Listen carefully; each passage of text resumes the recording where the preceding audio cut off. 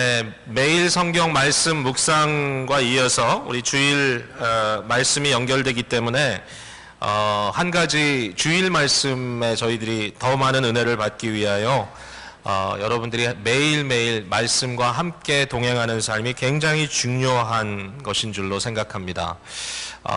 이제 특별히 로마서는 바울 사도의 마음속에서 이렇게 마치 이 실타래에서 실이 쭉쭉 빠져나오듯이 굉장히 논리적인 그런 말씀의 전개가 이루어지고 있기 때문에 이렇게 우리가 군데군데를 주일날 볼 수밖에 없는 지금 포맷이잖아요. 그래서 계속 앞에 있는 내용들도 여러분이 어느 정도 좀 알고 계셔서 말씀이 이어질 수 있도록 해주시는 것이 가장 좋은 방법인 것 같아요. 감사한 것은 많은 분들이 말씀을 사모하고 매일 성경 묵상하고 정말 애쓰시는 것 제가 알고 있기 때문에 너무너무 감사를 드립니다.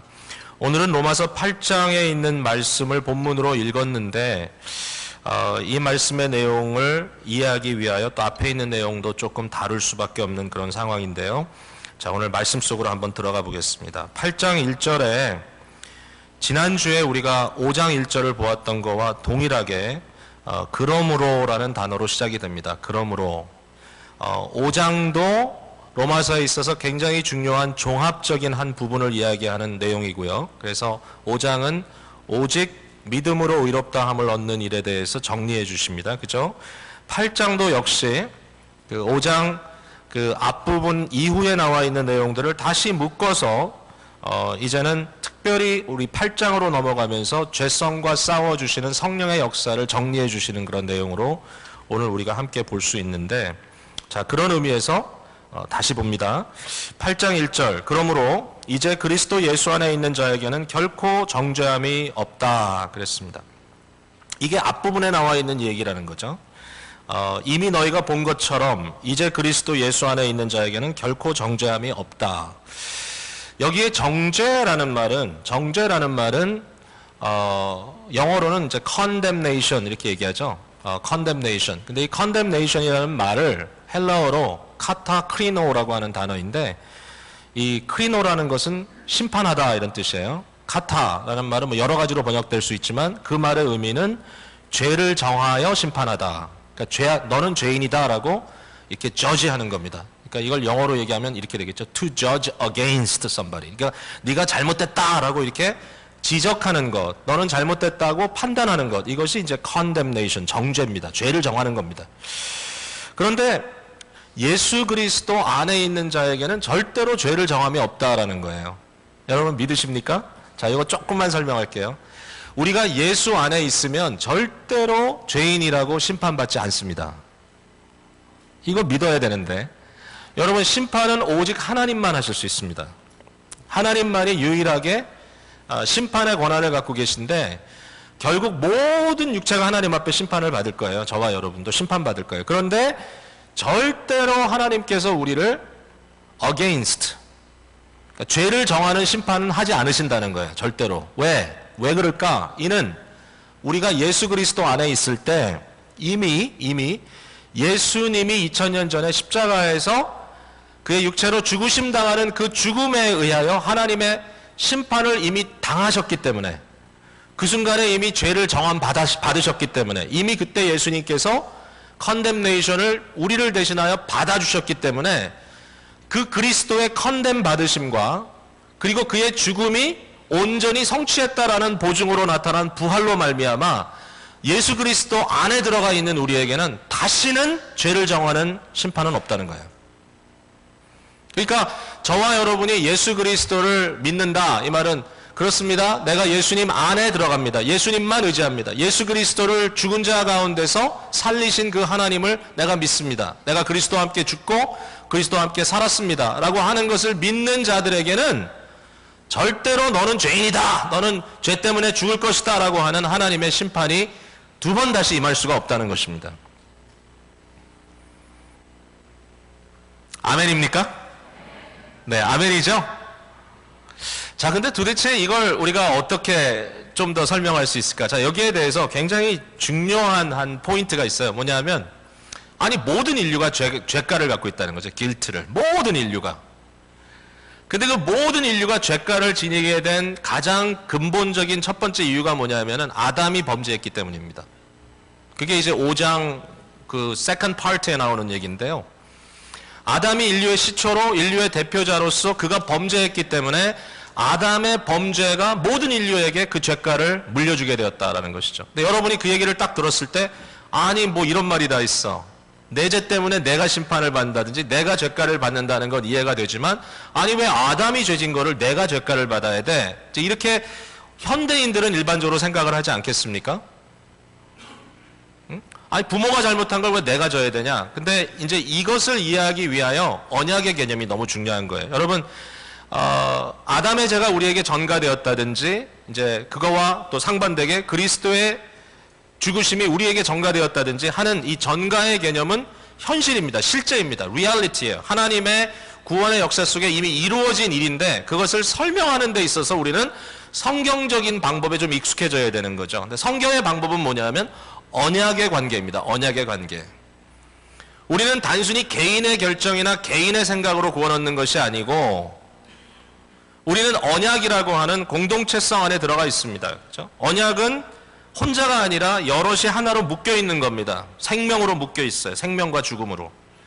그 언약의 중보자가 되는 대표자가 하나씩 있어요. 그것이 성경의 포맷입니다. 모든 것이. 심판도 그렇고 구원도 그렇고. 마치 옛날에 전쟁을 하면 한 장수가 나와서 모든 백성을 대표해서 싸우듯이 아담이 인류의 시초로서 머리로서 모든 인류를 대표해서 하나님 앞에 살았는데 그가 범죄했습니다. 그 범죄가 결국은 모든 아담에게 속한 인류에게 전가되는 겁니다. 만약에 우리가 이것을 받아들일 수 없다면 그건 나 안 믿겠어. 그러면 문제가 생겨요. 무슨 문제가 생기냐면 예수 그리스도가 우리의 대표자로 십자가를 대신 지시고 돌아가셨을 뿐만 아니라 그가 의를 행함으로 우리가 예수 안에서 의롭게 됐다는 것도 믿을 수가 없어지잖아요. 똑같은 논리인데. 바울 사도는 얘기합니다. 너희가 아담에 속했다. 맞다. 그것은 어쩔 수 없는 인류의 현실이다. 그러나 오직 믿음으로 새롭게 하나님께서 너희를 불러주신 이 은혜의 언약 안으로 들어갈 때 이제는 너희가 예수님께 속할 때 아담과에 속한 이 원래의 죄가는 완전히 말끔히 처리돼 버린다는 거죠. 예수님께 속하는 건 어떻게 속하느냐? 세례라는 것을 얘기합니다. 그리스도와 함께 죽고 옛사람에게 아담에게 죽고 그리스도와 함께 새로 사는 것. 그러므로 예수 그리스도와 연합하여 그와 함께 죄에 대하여 죽고 옛사람에게 대하여 죽고 새롭게 그리스도와 함께 은혜의 혜택 안으로 태어난 다시 새로운 인류를 만들어가는 저와 여러분은 절대로 하나님의 정죄, 심판에 빠지지 않는다라는 것입니다. 이게 오늘 8장 1절이 말하려고 하는 것을 조금 제가 보충 설명한 거예요. 자, 그런데 그만큼이면 되지 왜 그 다음 내용이 필요하냐라고 하는 것입니다. 그 다음 내용이 왜 필요한가 하면요, 이거예요. 자, 우리 다 알아요. 죄가를 씻었어요. 우리는 길트가 없어졌어요. 어떻게 보면 이걸 궁극적으로 얘기하면 과거와 현재와 미래의 죄까지도 워낙 하나님은 아싸라신 분이기 때문에 우리의 죄의 문제를 그리스도에게 once for all 단번에 다 해결해 버렸어요. 그러면 우리가 죄를 다 해결했으니까 죄 가운데 이제는 마음껏 죄 짓면서 살아도 되느냐? 안 돼요. 안 돼. 이제 그 문제가 중요한 겁니다. 죄가만 있는 게 아니라 길트만 있는 게 아니라 우리 속에는 죄성이라는 게 남아 있어요. 죄성. 이 휴먼 네이처 속에 그러니까 결국 아담의 후예 속에 우리가 죄에 대한 심판의 문제로서 죄가의 문제는 해결받을 수 있지만 단번에 죄성의 문제를 여전히 지고 있는 이러한 아픔이 우리에게 있다는 거예요. 인류 속에 파고 들어온 죄성. 이 죄성이라는 말은 죄의 힘이 있다는 거예요. 죄가 그냥 널려서 가만히 있는 게 아니에요. 죄가 움직여요. 죄가 이렇게 파고 들어와요. 죄에는 힘이 있어요. 이게 참 놀라운 일이에요. 죄가 가만히 안 있어요. 죄가 커가요. 죄가 장성해가요. 우리 속에 그걸 느끼는 거예요. 우리가 죄의 움직임이 보이는 거예요. 꿈틀거림이. 아니 십자가에 못 박아 죽었으면 끝나야 되는데 죄성이라는 것이 죄가는 테이크를 했는데 guilt는 테이크를 했는데 이 sinful nature가 죄의 힘이 죄의 원리가 여전히 우리 속에서 꿈틀거리고 계속 움직이고 있다라고 하는 거예요. 그래서 그것 때문에 우리는 여전히 죄를 짓고 있어요.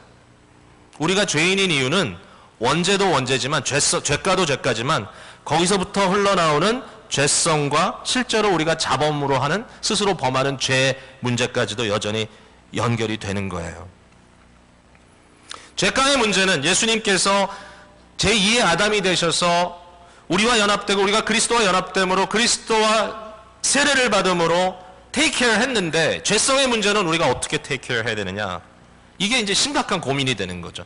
7장으로 넘어오면서 바울 사도가 이것 갖고 고민하는 거예요. 더군다나 이 죄성의 문제가 얼마나 더 도지냐 하면요, 얼마나 이게 막 플레어업이 되냐 하면요, 이게 율법이라는 것이 들어옴으로 말미암아서 더 큰 힘을 얻는 것처럼 보여져요. 바울 사도가 7장으로 넘어오면서 형제들아 내가 법하는 자들에게 말하노니, 그 앞에 부분은 모든 인류를 통틀어 놓고 얘기했다면 7장부터는 특별히 유대인들에게 주어진 율법에 대한 얘기를 가지고 바울이 풀어갑니다. 훨씬 더 이게 뭐랄까요, 좀 아주 인텐시티, 아주 강도가 높아지기 때문에. 바울 사도는 율법을 아는 유대인이었습니다. 근데 이 율법이 들어왔을 때 율법이 하는 일이 뭐냐면 죄를 죽이지 못해요. 율법이 죄성의 문제를 해결하지 못해요. 율법은 죄를 도리어 더 드러내요. 율법이 들어오니까 죄가 죄로 더 드러나요. 죄의식이 생겨요. 죄의 자각이 더 활발하게 이루어져요. 이 죄라는 게 대단한 놈이에요. 죄성이라는 게. 이 죄성이 진짜 대단한 놈이에요. 왜냐하면은 7장 8절에 보면 이 죄성이 율법을 이용해요. 이용해. 8절 한번 읽어볼까요? 7장 8절 시작. 그러나 제가 기회를 타서 계명으로 말미암아 내 속에서 온갖 탐심을 이루었나니 이는 율법이 없으면 죄가 죽은 것이다. 여기 율법이 없으면 죄가 죽었다는 말은 죄가 없다는 얘기가 아니라 죄성이 잠자듯이 잠잠해질 수 있다는 거예요. 왜냐하면 죄를 드러내지 않기 때문에. 그러나 죄성이라는 것이 얼마나 이 강력하게 역사를 하냐면 심지어는 하나님의 선하신 계명, 하나님께서 우리에게 보여주신 이것이 옳다, 이렇게 살아라, 이것은 하지 마라, 살인하지 말라, 간음하지 말라, 탐하지 말라, 거짓 증거하지 말라, 우상을 세우지 말라, 하나님을 이름을 망령되일 것이 만나면 기본적으로 십계명에 나와 있는 그런 내용들 같은 그런 계명이 우리에게 임했을 때 그것이 죄를 억제하고 죄의 문제를 이겨낼 수 있느냐? 안 되더라는 거예요. 안 돼. 도리어 죄성이라는 것이 그것을 끄집어내가지고 죄를 더 부추겨요. 죄의 힘을 더 살려요. 살인이라는 것에 대해서 고민하지 않을 때는 나도 그냥 모르고 있었는데 갑자기 예수님께서 더 한 단계 더 들어가잖아요. 형제를 미워하는 게 살이라. 갑자기 내가 막 살인에 대한 이 막 감정이 더 돋궈지는 거예요. 정말 그런가요? 정말 그런 것 같아요. 여러분, 우리가 사람들의 지능을 얘기할 때 IQ 얘기하잖아요. IQ가 높으면 굉장히 지능이 높은 거잖아요. 요새는 지능도 중요하지만 이제 EQ, 감성의 치수가 높은 것이 굉장히 좋다. 그래서 굉장히 좀 이렇게 뭔가 이렇게 좀 묵직하고 편안한 사람들을 EQ가 높다 그러잖아요. 근데 이제 좀 부정적인 의미에서 이 SQ, 죄의 이 지능이 높아요. 우리가 상당히. 그래서 물론 이것도 제가 보니까 좀 사람마다 달라요. 어떤 사람들은 이것도 글쎄 이걸 어떻게 이해해야 될지 모르겠지만 성격적으로 좀 더 불리한 사람도 있고 그런 것 같아요. 제가 보니까 죄의 문제는 우리가 좀 솔직해야 될 것 같아요. 이 죄성이 막 이렇게 올라가는데 이 죄성이라는 게 정말 똑똑해. 그래가지고 어떠한 법이 딱 왔을 때 그 법을 통해서 그 사람을 얽어매요. 이게 좋은 예일지 모르겠는데, 자, 제가 우리 아이에게 이렇게 얘기합니다. 야, 아빠가 냉장고 안에 냉동실에 아빠가 좋아하는 하겐다스 아이스크림 바를 사다 놨는데 거기에 그거 알지? 너 초콜릿 묻힌 데다가 피넛 이렇게 올려놓은 거, 그 맛있는 하겐다스 바 거기 넣어놨는데 절대로 먹으면 안 돼. 이게 좀 과장한 거죠. 만약에 제가 이렇게 얘기했다면 그건 뭐예요? 먹으라는 얘기죠. 이제 그런 식이 되는 거예요. 이 율법의 역할이 하지 마! 근데 그 하지 말라는 말을 통해서 더 하고 싶은 거예요. 이게 죄성이라는 게 이게. 그러니까 우리 속에 죄성의 문제가 있다는 걸 우리가 인식해야 돼요. 받아들여야 돼요. 어린아이도 아무리 순진해 보여도 갓난아기를 키우는 부모 입장에서 이처럼 순수하고 순진한 아이가 어디 있을까? 아이들 성깔 나온다 그러죠. 나중에 크면서 성깔이 나오네. 이게 고집이 있네. 이게 죄성인 거예요.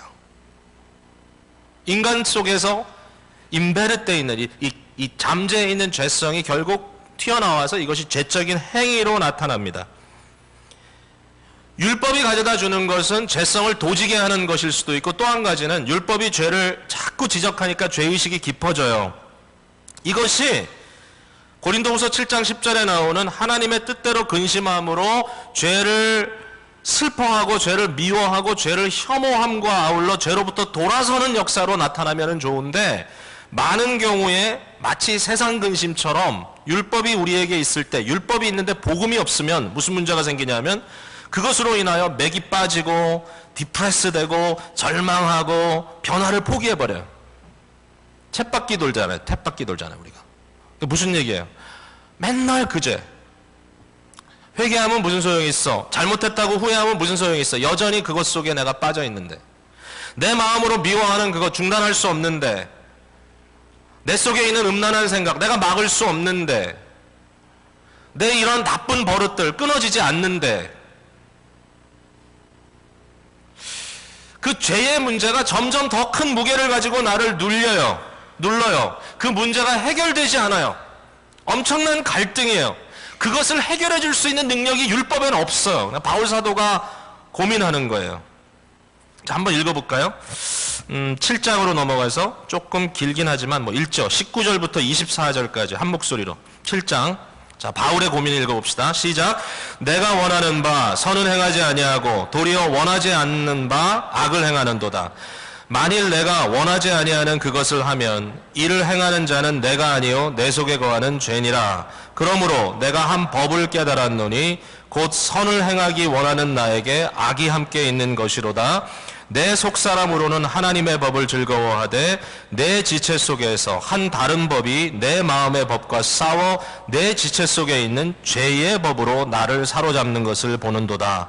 오호라, 나는 곤고한 사람이로다. 이 사망의 몸에서 누가 나를 건져내랴. 여러분, 여기에 내 속에 거하는 죄라는 것은 죄성이고요, 22절에 내 속사람으로는 하나님의 법을 즐거워한다. 이건 율법입니다. 하나님의 선하신 법이에요. 그 법을 내가 좋아해. 머리로는 내가 받을 수 있어요. 그거 따라가고 싶어요. 근데 문제는 뭐죠? 23절에 내 지체 속에 있는 또 다른 법이 있어요. 그 법이 뭐냐? 죄의 법이에요. 죄성이에요. 죄성. 죄의 힘. 죄의 힘이 나를 사로잡아가요. 그러니까 내 안에 죄의 힘이 나를 사로잡아 가고 있기 때문에 아무리 율법의 선한 것을 가지고 내게 붙여봐도 이게 효력이 없어요. 죄를 물리칠 수 있는 능력이 내게 없다는 거예요. 이게 불가능해요. 그래서 오라, 나는 공고한 사람이로다. What a wretched man I am. 누가 나를 건져낼 수 있을까? 이제 여기에 대해서 바울 사도가 8장에 넘어가면서 깊이 고민하고 다뤄가는 거예요. 바울에게 이런 답이 있었어요. 그 답이 뭐냐면 바로 8장 2절이에요. 우리가 예수 그리스도 안에서 결코 정죄함이 없는 것뿐만 아니라 이어집니다. 이는 그리스도 예수 안에 있는 생명의 성령의 법이 죄와 사망의 법에서 너를 해방하였습니다. 여기 생명의 성령의 법 한번 따라해 봅시다. 생명의 성령의 법. 이건 뭐냐면 이렇게 풀어볼게요. 생명의 성령은 생명을 주는 성령이란 뜻이에요.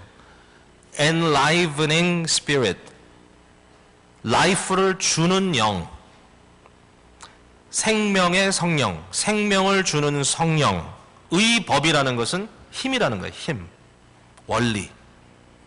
다시 말해서 살리는 영의 힘으로 말미암아. 자, 율법은 선한 것이지만 율법은 살릴 힘이 없어요. 죄를 지적은 하지만 그 죄로부터 끌어 나올 수 있는 능력은 없어요. 율법은 선해요. 율법이 필요해요. 율법이 있어야 회개할 수 있어요. 그러나 그것이 회개를 완성시키지 못해요. 반드시 거기에는 성령의 생명의 법이 있어야 돼요. 살게 하시는 영, 그 성령의 법이.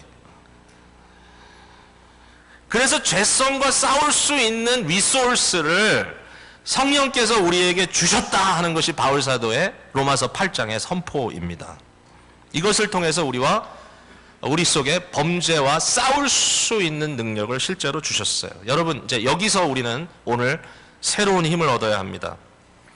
복음에 가지 않고 율법에 거하면 성령의 은혜 속에 깊이 내 자신을 던지지 않고 머리로만 따지면 우리는 절망합니다. 머리로만 믿으면 죄를 이길 수 있는 힘이 없습니다. 경건의 모양은 있으나 경건의 능력이 없습니다. 그러나 우리가 정말 영적으로 성장하고 싶고, 우리가 정말 성령 안에 새로워지고 싶고, 우리가 이제는 정말 예수 한번 제대로 믿어보고 싶고, 정말 이제는 좀 심각하게 죄와 고민해보고 싶다라고 하는 마음이 있으면 그냥 대강 넘어가지 말고, 머리로 예수 믿지 말고, 사회적으로 예수 믿지 말고, 정치적으로 예수 믿지 말고, 그냥 교회 생활로 예수 믿지 말고, 정말 우리가 예수를 정말 믿고 싶으면 성령의 능력 속으로 들어가야만 되는 거죠. 이게 뭐 오순절파가 얘기하는 성령 받아라, 이거하고는 좀 달라요. 성령은 이미 예수 그리스도 안에서 우리에게 오셨다는 걸 전제해야 돼요. 여러분, 성령이 없으면 그리스도의 사람이 아니에요. 자, 한번 들어가 봅니다. 남은 시간 잘 사용합시다. 자, 성령께서 우리에게 하신 일이 뭐냐? 첫 번째는, 가장 기본적인 것은 뭐냐면 예수 그리스도의 대속의 은혜를 우리에게 적용하는 거예요. 그래서 죄의 법에서 우리를 해방시키는 거예요. 너희는 더 이상 정죄함이 없다라고 성령께서 우리에게 단순히 어디서 목소리가 들리는 게 아니라 우리 마음속에 직접 찾아와서 확인시켜 주는 거예요. 성령께서. 예수님께서 2000년 전에 십자가에 달려 돌아가셨어요. 그 피 뿌리셨어요. 근데 그 피가 시간과 공간의 개념으로 얘기하면 그 먼 옛날, 그리고 그곳, 먼 곳에서 그 뭐 피가 지금 있나? 근데 예수 그리스도의 피는 영원한 단번에 드려진 제물인데요. 이 피가 오늘도 우리에게 살아있는 피로 적용될 수 있는 방법이 하나 있어요. 그거 뭐예요? 시간과 공간을 초월하신 성령님께서 그 피를 오늘도 우리 마음에 뿌려주시는 거예요. 지금도. 우리가 살아있는 그리스도의 역사를 통하여 죄사함을 받는 이유는 성령께서 오늘 역사하시기 때문인 줄로 믿으시기 바랍니다. 이건 믿어야 돼. 그래야 신비가 있어. 신비가 없는 신앙은 그거는 머리로 믿는 거예요. 논리가 없다는 건 아니에요. 영적인 논리가 다 있어요. 그러나 영적인 논리로 이해할 수 있는 열려있는 초자연주의적 마음이 있어야 됩니다. 성령의 역사가 있다. 누구도 부정할 수 없습니다. 있습니다. 말씀에 따라 우리가 인정할 수 있습니다. 예수 그리스도의 피가 우리 속에 발릴 때 우리는 절대로 정죄받지 않고 구원의 은혜를 받았다는 것 알 수 있습니다. 굉장히 중요한 단계예요. 1945년 8월 15일 날 대한민국이, 대한민국으로 수립은 안 됐지만 어쨌든 한국이라는 나라가 일본으로부터 해방됐습니다.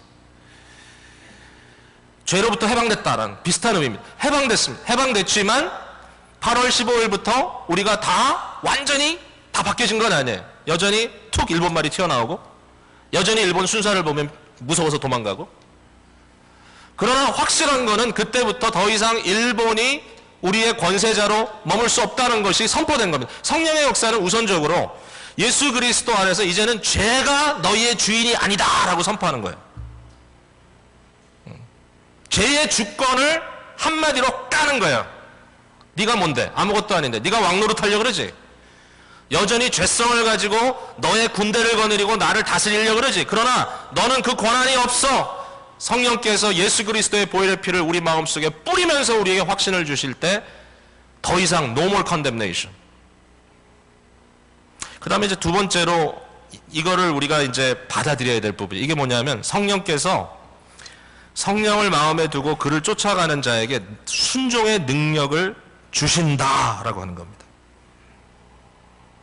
순종의 능력을 주신다. 저는 이제 개혁주의 입장에서 성화의 교리를 굉장히 중요시 생각하는 사람이기 때문에, 물론 우리 자신에게는 소망이 없지만 우리 안에 역사하는 성령 때문에 실제적인 변화의 가능성이 있다는 것을 절대로 놓지 않을 거예요. 저는 아무리 힘들고 아무리 저의 죄성이 막 더럽고 추하고 막 집요해가지고 이놈이 보통 놈이 아니라서 저를 시궁창으로 끌고 들어가는 일이 한두 번이 아니라 할지라도 그래도 나는 변할 거라는 거 놓지 않을 거예요.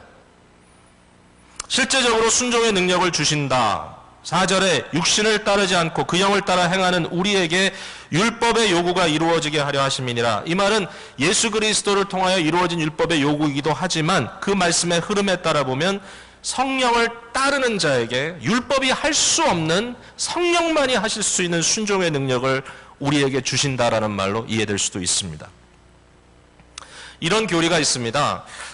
거듭나지 않은 사람, 성령의 역사가 마음속에 새로운 삶을 전개해 가지 않는 경우에는 impossible not to sin, 죄를 짓지 않을 가능성이 없다 이렇게 얘기합니다. impossible not to sin, 죄를 짓지 않을 가능성이 없다. 그러니까 아무리 선한 일을 한다고 할지라도 그 선마저도 자기의 영웅심과 자기의 교만으로 가득 차 있는 거예요. 그러나 성령의 사람이 된 사람은 죄를 짓지 않는다는 아니에요. never sin 그거 아니에요.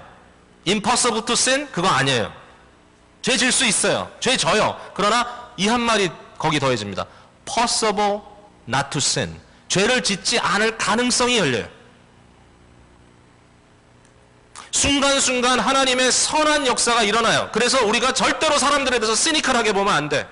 누가 기도를 하고 있어요. 아니 저 죄인이 무슨 기도해봤자 위선이지, 이렇게 하면 안 돼.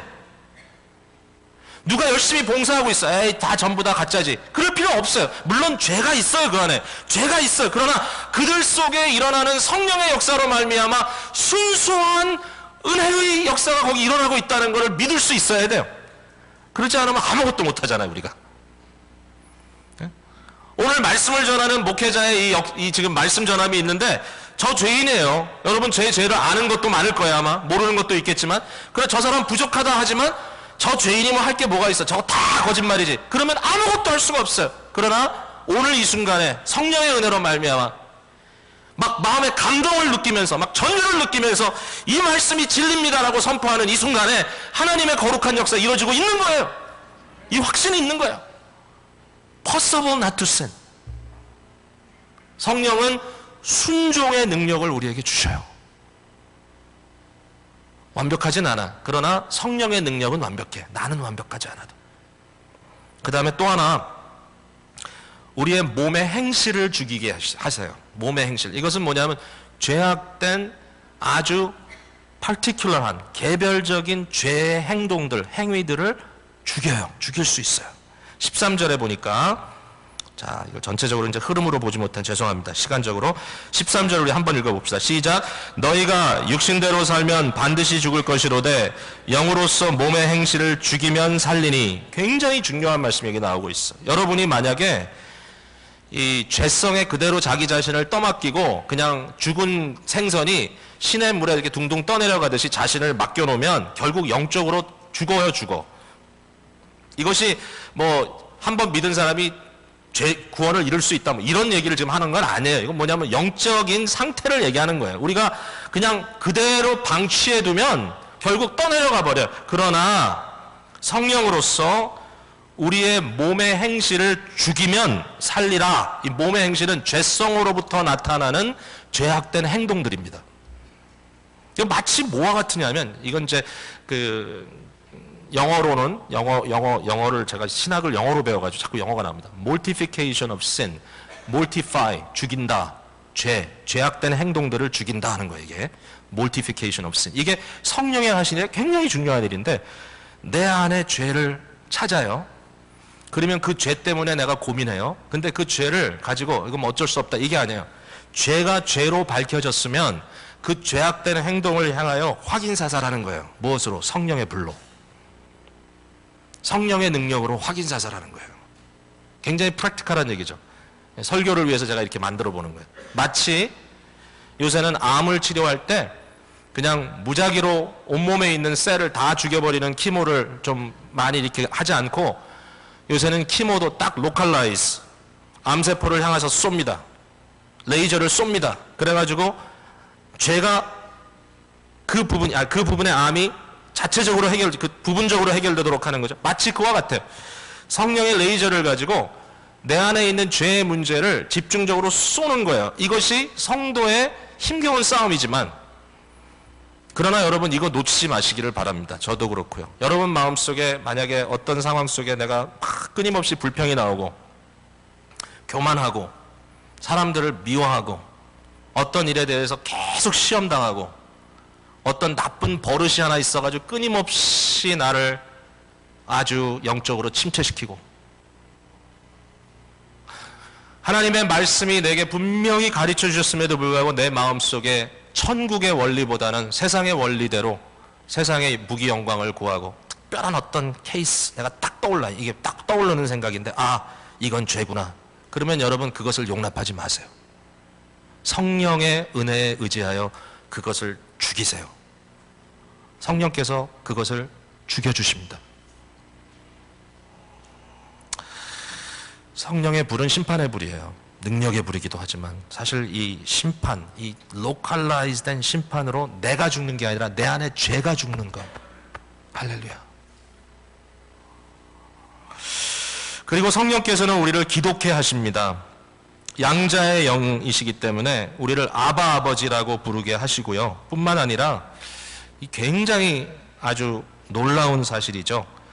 8장 26절 같이 한번 읽어볼까요? 시작.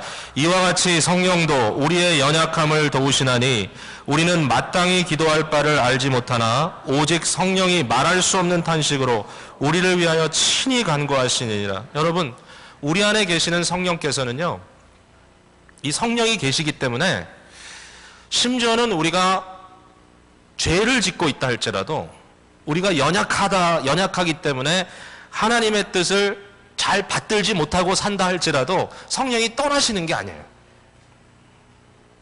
도리어 우리 안에 와 계시는 성령께서 말할 수 없는 탄식으로 안타까워하세요. 우리를 위해서. 그걸 알아야 돼. 그러니까 내가 죄의 문제 때문에 고민하고 있을 때 나는 혼자 고민하는 것이다. No! 내가 죄 때문에 고민하고 있을 때 내가 그 문제를 해결하지 못할 하나님 앞에 부끄럽고 얼굴을 둘 수 없고 내가 또 범죄했구나. 주님 앞에 너무 창피하지만 그 순간에 하나님이 나를 떠난 게 아니에요. 성령님께서 내 안에서 그 죄로 인하여 나의 연약함으로 인하여 성령님께서 같이 슬퍼하고 계세요. 그가 말할 수 없는 탄식으로 나를 위하여 고민하고 계세요. 성령님이 이런 분이에요. 뭐 궁극적으로 하나 더 나간다면 성령님은 부활의 영이시기 때문에 언젠가 이 모든 일이 다, 이 갈등이 다 사라지는 그날 복음의 미래적 능력을 통하여 이제 완성을 통하여 우리를 부활의 삶으로 이끌어 주실, 영광으로 이끌어 주실 성령님이시라고 하는 거예요. 18절에 생각하건대 현재의 고난은 장차 우리에게 나타날 영광과 비교할 수 없도다. 결과적으로 우리에게 나타날 영광이 확실하기 때문에 우리는 절대로 낭망하지 않는다라고 하는 것입니다. 오늘 성령님의 은혜 가운데 성령님과 함께 걸어간다. 성령님과 함께 간다. 성령님을 의지한다. 우리 사랑방 섬김이들과 멘토링 그룹을 하면서 제가 학생 때 읽었던 책 그 타이틀 하나를 말씀드렸어요. Three steps forward, two steps back. 우리의 신앙생활은 마치 세 걸음을 앞으로 나가는 것 같지만 또 두 걸음 뒷걸음 치는 것 같다. 이 책을 쓰신 분의 포인트는 우리가 세 걸음 앞으로 가고 두 걸음 뒷걸음을 친다 할지라도 결과적으로 한 걸음 앞으로 갔다는 사실을 놓치지 말아라. 소망을 품어라. 갈 수 있다. 절대로 우리는 여기서 그냥 주저앉아서 쳇바퀴만 돌고 있는 것이 아니다. 물론 마지막 big giant leap, 거대한 스텝은 영광으로 이끄시는 하나님의 부활의 역사를 통하여 이루어질 것이지만 이 땅 위에서도 우리는 끊임없이 하나님을 향하여 나아가는 의미 있는 삶을 살아나갈 수 있다라고 하는 것이죠. 어떤 섬김이께서 이런 얘기를 하셨어요. 나는 3 step forward, 2 step back이 아니라 10 step forward, 9 step back입니다. 아마 그 비율상으로 봤을 때 3분의 1이 남았다는 게 좀 부담스러우신 것 같아요. 아니 10분의 1밖에 안 남았습니다. 어떤 분은 나는 100보 앞으로 갔다가 99보 뒤로 퇴보해서 100분의 1밖에 남지 않습니다라고 고민하는 분도 계실지 몰라요. 그러나 중요한 것은 성령께서 우리 안에 역사하고 계시다고 하는 사실입니다. 오늘 이 말씀을 믿음으로 받는 분들에게는 우리에게 놀라운 변화가 이루어질 기본적인 그 리소스에 대한 깨달음이 있다고 생각해요. 사랑하는 성도 여러분, 우리가 신앙생활 다 뭐 완벽하게 할 수도 없고 다 사람마다 스타팅 포인트가 다르기 때문에 그냥 어느 순간에 다 굉장히 아주 자이언트, 아주 굉장히 대단한 크리스천이 될 수 없지만 그러나 제일 중요한 건 이거 같아요. 우리가 구원의 은혜를 정말 아는가? 우리는 그냥 문화적인 크리스찬인가? 우리는 그냥 교회에 대해서 나름대로 아주 인간적인 기대감을 갖고 있는가? 나는 결국 사람 관계 속에서 인간적인 어떤 기대감치에 여기에서 소위 교회 생활을 하고 있는가? 물론 시커, 뭔가 신앙의 도를 위하여 그것을 찾아가는 단계에 있는 사람들은 얼마든지 용납할 수 있습니다. 가능합니다. 필요합니다. 그런 시간이 반드시 필요할 것입니다. 그러나 궁극적으로 우리의 목적은 예수 그리스도의 구원의 은혜 안에 들어오는 것입니다. 오늘 그것을 우리가 반드시 알아야 되고 뿐만 아니라 만약에 그렇다면 우리가 은혜 안에 들어와 있다면 성령의 신비로운 은혜를 내가 과연 의지하고 있는가? 나는 기도하며 하나님께 나가고 있는가? 나는 믿음으로 하나님을 의지하며 하루하루 살아가고 있는가? 여러분, 이것이 우리의 삶 속에 발동될 때 우리는 절대로 중단하지 않는 영적인 은혜를 통하여 앞으로 나가게 될 것입니다. 사랑하는 성도 여러분, 성령의 은혜 가운데 거하시는 저와 여러분 되기를 간절히 바랍니다.